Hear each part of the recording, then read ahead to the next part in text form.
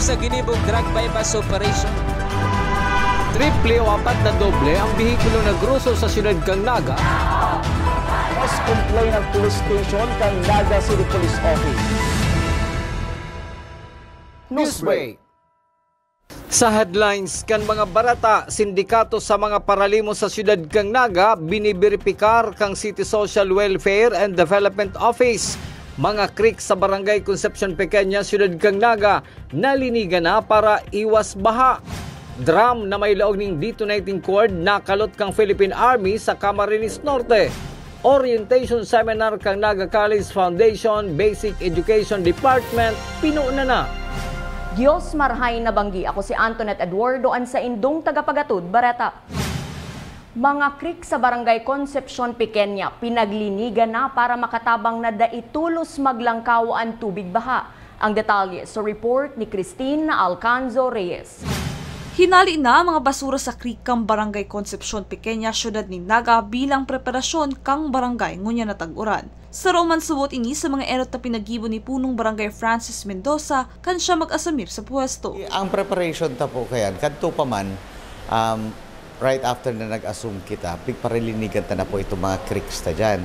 So, saro nga ni itong naging dakulaon naman, naging proyekto itong Sagup Creek wherein sobrang dakul na basura ang hinarali So ang tubig duman flowing na pong magayo na and itong mga past na na pag-uran-uran dahil naman po siya gayong naglalangkaw ang tubig. May nagkapira pa man na lugar sa inang barangay ang binabaha na ginigibuhan ng paagi araw kang pagpapakarahay kan sa inang drainage system. Ini makakatabang na daitulos maglangkaw ang tubig para diin naman magkausa ng grabing pagbaha. Urog na ngunya na may raot ng panahon na pinagbabantayan. Igo pa man po, pero ang mga ngunyan ang pre-prepararami naman po ang ginigibo po itong itong mga inner drainages ta po. Pigdideclag ta po, piglilinigan ta, grabe na po ang silt po talaga. Kami man po, pirmi man po kaming handa. And ang sa mga plano nga, pirming mamatsyag and pirmi lang kami nakaantabay sa mga tao. Bakulang Barangay Concepcion Pequeña ang naghahanda sa tag-uran, kundi maging ang iba pang barangay sa Naga o Rugna si mga kinukonsiderar na flood-prone barangay. Para sa One Media TV 48 Naga, Christine Alcanzo Reyes, Newsbreak. Mientras tanto, apwera kan paglinig sa mga kanal. Siniguro ni punong Barangay Francis Mendoza kan Barangay Concepcion Pequeña, siyudad ni Naga na sa indaman inaasikaso ang pangangaipo kan mga eskwelahan na yaon sa indang barangay. Ang mga opisyales subuot kan barangay ang mapartisipar sa Brigada Eskwela. Bago po mag-open yung classes, mabrigada po kami and then itong malinig po dyan sa schools and actually nagkaurulay naman po kami na principal Niel and mapagraraskater kung anong pangangaipo po ang mga estudyante, iyon man po ang meeting po. Padagos sa mga bareta, Don Manuel Abella Elementary School nasa 90% ng preparado para sa opening kan klase sa Hulyo 29. Ang detalye sa report ni Christine Alcanzo Reyes. 90% na ang paghahanda kan Don Manuel Abella Elementary School sa burukasan ng klase sa Hulyo 29. Ini sa tabang ka mga manlain-lain na organisasyon asin barangay official kang Barangay Kararayan, siyudad ni Naga. Sa aga yaon digdiyo ang kick-off kang Naga City Division kick-off kang Brigada Eskwela and iyan sa tuya manpig tatawan ko niyan ning panahon tanganing maprepararan an sa tuya pong pagbukas digdiyo sa siyudad ng Naga. And as far as digdiyo sa tuya pong eskwelahan, yaon naman po kita sa kumbaga 90% an sa tuya mo niya na preparasyon sa tuya pong anyway sa Monday po baga iyo pa man ang pagpuon pero dinhuli sa tabang kan sa tuyang barangay council, kan sa tuyang mga organisasyon, Arugam Purpi, Sanggawadan, Queen, asin iba pang mga private individuals, yaon po ang sa tuyang eskwelahan sa marhay naman nakamugtakan kung ang pag-uurlayan sa preparasyon kan sa tuya pong pagralaugan na July 29. Padagos man ang enrollment sa idang eskwelahan. Nag-abot naman sa sobra sa 1,000 estudyante ang nakapag-enroll. Dagdag pa ni Mr. Sebelo, tama ang bilang ka mga maestra na matukdo sa mga kaakian pon kinder hasta grade 6. Kaya man i-akomodar kasi ng mga classroom ang mga estudyante. Kung pag-uurlayan ang eskwela ngunya na naka-enroll ngunyan sa oras tayo ni, sufficiente yan sa tuyang mga teachers. Gigibuhon man ang kick-off ceremony kang Brigada Eskwela sa Aga, Hulyo 18, kaiba ang mga bisita asin ang Department of Education. Para sa One Media TV 48 Naga, Cristina Alcanzo Reyes, Newsbreak. Mientras tanto, dai na madidipisilan ang mga estudyanteng yaon sa sitio sa Lunggigi, Barangay Kararayan, Syudad ni Naga. Urog na ngunyan na mabukas naman ang sarupang eskwelahan na yaon mismo sa saindang lugar. Sobra man ang pasasalamat ni Principal Sebelio na may dagdag na eskwelahan ang lokal na gobyerno Kanaga sa saindang barangay na parehong makakataunin tabang sa mga estudyante. Ayan ang eskwela ngunya na naka-enroll ngunyan sa oras tayo ni, sufficiente yan sa tuyang mga teachers. Pero pag nag-abot ang sigurong sa 29 sa kata na mahihiling yan. Pero nagpapasalamat kita sa pagbukas ka na sa Lunggigi Elementary School. Tabali ito mga sobra na mga teachers duman sa baba, dyan sa ibang eskwelahan, may lipat digdi sa Don Manuel pagkatapos sa Lunggigi Elementary School. Sa iba pang bareta, pinagbisita ni Naga City Mayor Nelson Legacion ang nagpapadagos na patrabaho sa 3-story 12 classrooms na Balatas National High School na nakatalaan i-turnover sa maabot na July 29, 2024 kasabay kan pagbabalik eskwela kan mga estudyante. Ang nasabing eskwelahan ang solusyon sa overcrowding sa nagkapirang pampublikong eskwelahan sa syudad ni Naga. Sa pagbabalikan newsbreak, drum na may laog nin detonating cord na gamit sa pag-ibo nin improvised explosive device nakalot kan militar sa Camarines Norte. Iyan asin iba pang mga bareta sa pagbuelta kan One Media TV 48 Naga Newsbreak. Dakop sa ginibong drug bypass operation. Triple o apat na doble ang bihikulo na gruso sa syudad kang Naga. Mas complain ng police station kang Naga City Police Office. Newsbreak. We invest in shaping the future of healthcare. Our investment in the state-of-the-art facilities and the latest equipment means our students gain hands-on experience with the current technology driving the healthcare industry forward. From immersive laboratories to AI-powered patient model simulators to innovative learning environments, our graduates are prepared to meet the challenges of modern healthcare. The Naga College Foundation, College of Health Sciences, your premier leap to becoming a champion of healthcare.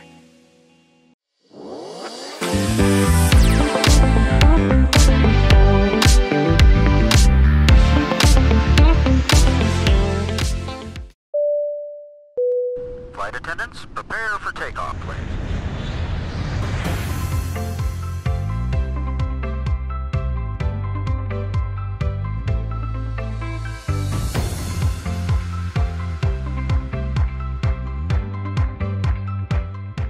Slip life vest over your head. Take the tape around your waist.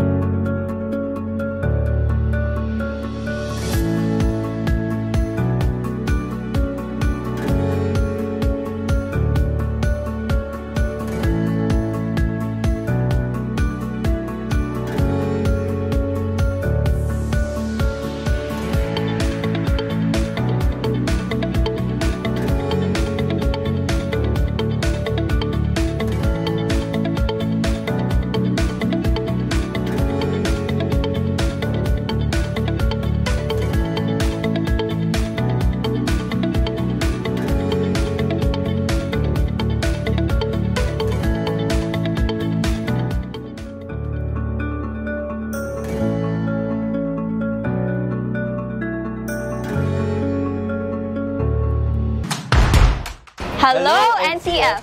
Welcome to the Naga College Foundation Incorporated, where academic excellence meet limitless opportunities. Welcome to the home of the champions. Join us as we leap into the future.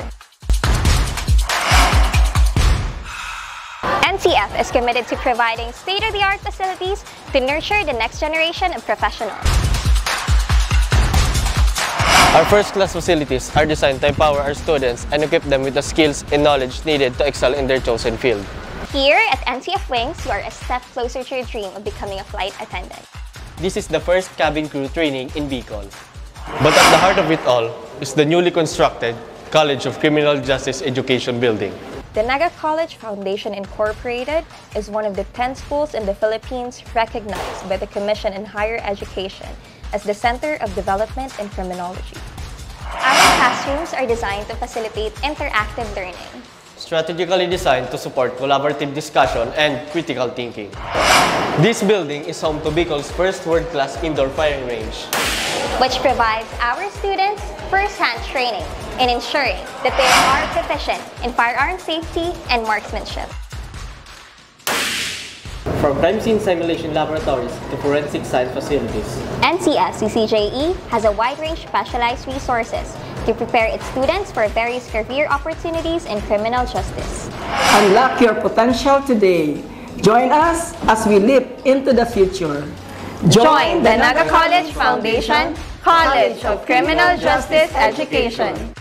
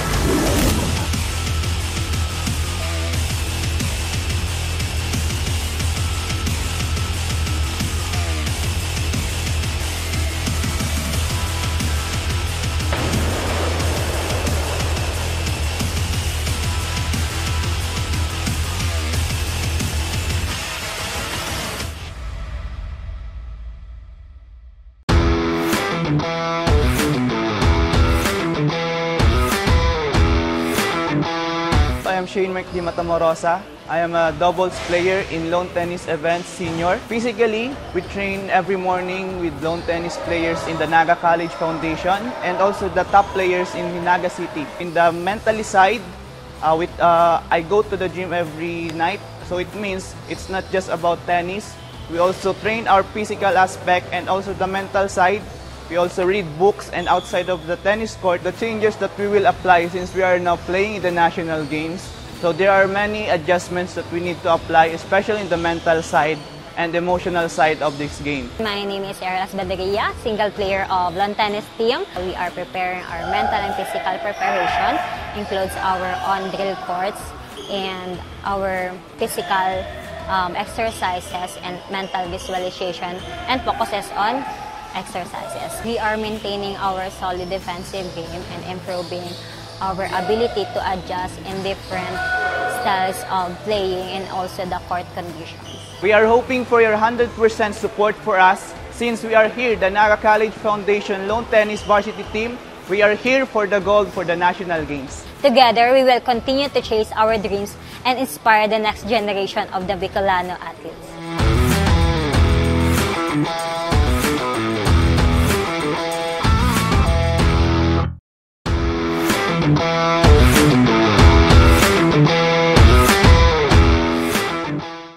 Hello po, I'm Kate Angeline G. Abay. I'm part of Rhythmic Gymnastic.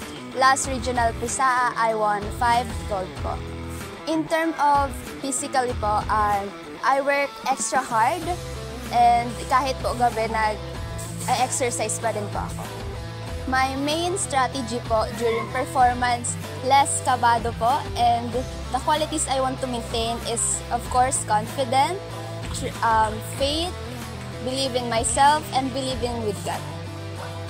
Ang gusto ko pong sabihin sa mga mapalaro for National Pisaa, kahit gaano man kahirap ang sports, pwede kayong huminga pero wag lang po kayong sumuko.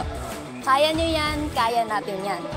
At nagpapasalamat din po ako sa mga tumulong sa akin, which is my coach, tapos po sina Ate Jerl Pineda, Montero, and sa mga katim ko din po na sobrang sayang kasama.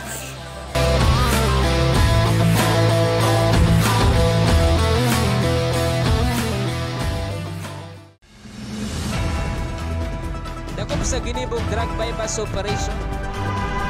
Triple o apat na doble ang bihikulo na gruso sa siyudad kang Naga. Mas complain ang police station kang Naga City Police Office. Newsbreak.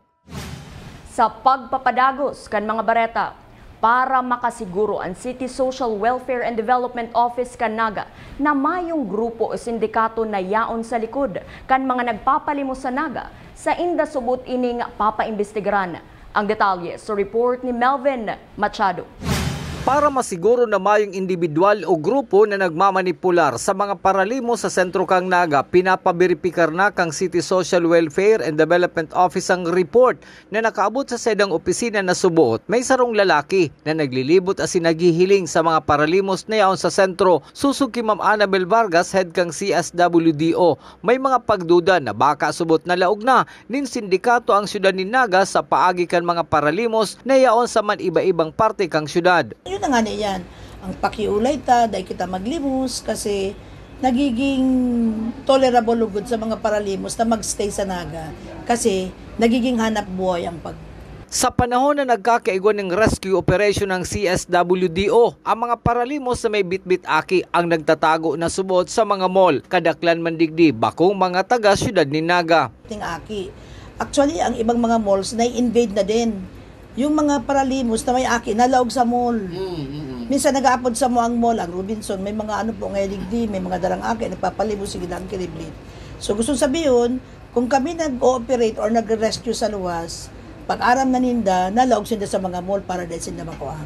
Pero, dahil man sabihin tang alarming, may mga panahon na Mientras tanto, ang ibang nare-rescue kang CSWDO ang ibinabalik sa saindang pinaghalian na munisipyo. Para sa One Media TV 48 Naga, Melvin Machado, Newsbreak. Mientras tanto, liwat na pinag-utro kan City Social Welfare and Development Office ang pangapudan sa publiko na dai magtaunin kwarta sa mga nakikilimos sa sentro Naga. Ini man subuot ang nagiging rason para mawili ang mga nakikilimos na dai na maghali sa syudad. Yun na nga yan. Ang pakiulay dahil kita maglimos kasi nagiging tolerable lugod sa mga paralimos na magstay sa Naga kasi nagiging hanap buhay ang paghagad ng limos. Sa police report, 500 pesos ang piyansang pinagrekomendar kan korte para dai maghaloy sa karsel ang 21 anyos na residente kan barangay Marupit, Camaligan, Camarines Sur na nagbalgar sa Municipal Ordinance number 012-008 Series of 2008 o Traffic Ordinance. Ang suspect na si alias Sander ang inaresto kasuudma sa parte kan Naga City People's Mall na tulos man dinara sa Municipal Police Station kan Camaligan, Camarines Sur. Mayo naman ibang inaatubang na kaso ang suspect kan mag-verify ang PNP sa Enhanced E-Warrant System. Padagos sa mga bareta, huli sa pakikipagtabangan subuot kan mga dating rebelde asin mga residentes. Nasusog kan militar ang lugar na pinagtaguan kan 5 drama na may lamanin 21 detonating cord na ginagamit sa pagibon ng improvised explosive device. Pinanginotan kan 81st Infantry Battalion, katuwang ang 16th Infantry Battalion asin 85th Infantry Battalion ang pagkalot sa barangay Ekseban, Labo, Camarines Norte. Ang nasabing detonating cord ang nagkakantidad 2.3 million pesos asin pwedeng makagibonin 2,000 na IED. Sa pagkakadiskubre kan nakatagong drum, napugulan man subuot na magamit ini kan mga armadong grupo sa nasabing probinsya. Sa iba pang bareta, maugmang orientation seminar Naga College Foundation Basic Education Department nagpuo na. Ang detalye sa report ni Campus Correspondent Kelly Francisco.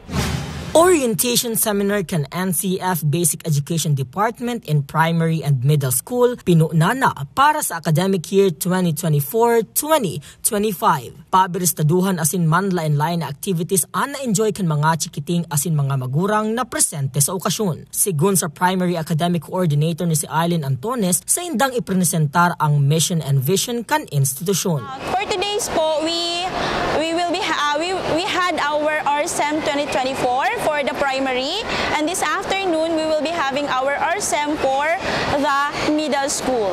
As we welcome our 2024, our academic 2024, we had our team building.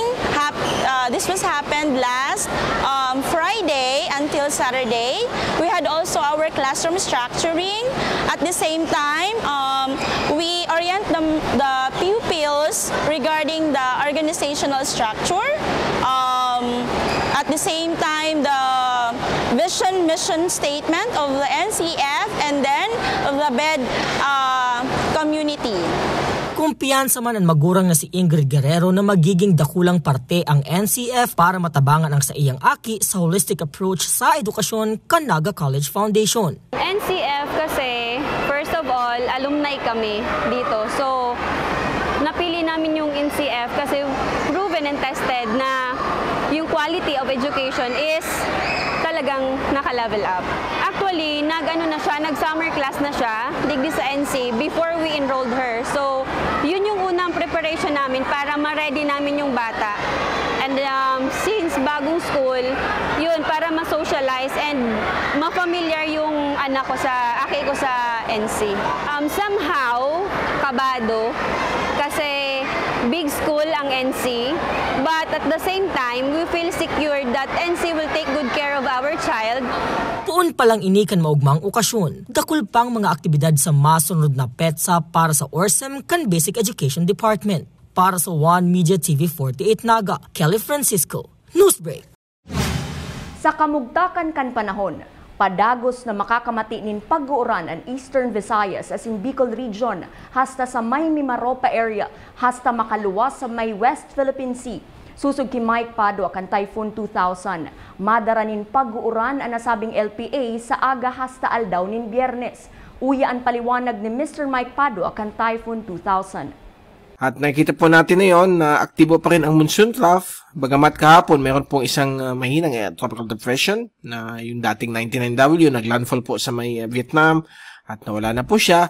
But nandyan pa rin yung monsoon trough, nakakonekta dito sa isa pang low pressure area na dating 90W, naging 91W. Rinename po ng Joint Typhoon Warning Center at NOAA. At yung monsoon trough ay tuloy-tuloy po hanggang dito sa may Palau, Yap, hanggang dito sa may malapit sa Chuuk Island o Chuuk State ng Central Micronesia na kung saan nagmi-meet po siya dito sa Intertropical Convergence Zone. So, magbibigay po ito ng mga kalat-kalat na mga ulan, mga thunderstorms dito po sa gitnang Luzon, Metro Manila, Bicol Region, Calabarzon, Mimaropa, Sulu Archipelago, Bisayaan at Mindanao. Asin yan ang mga bidang baretang nakalap kan mas pinakusog na puwersa kan One Media TV 48 Naga News and Bicol Affairs. Daimalingaw na i-follow ang Samuyang official Facebook page, asin i-hit ang subscribe button sa Samuyang official YouTube channel. One Media TV 48 Naga, tanganing updated kita sa mga bareta asin istoryang bida. An Bicolano. Ako si Antoinette Eduardo, asin ini ang One Media TV 48 Naga Newsbreak. Dakop sa ginibong drug bypass operation. Triple o apat na doble ang bihikulo na gruso sa siyudad kang Naga. Mas complain ng police station kang Naga City Police Office. Newsbreak.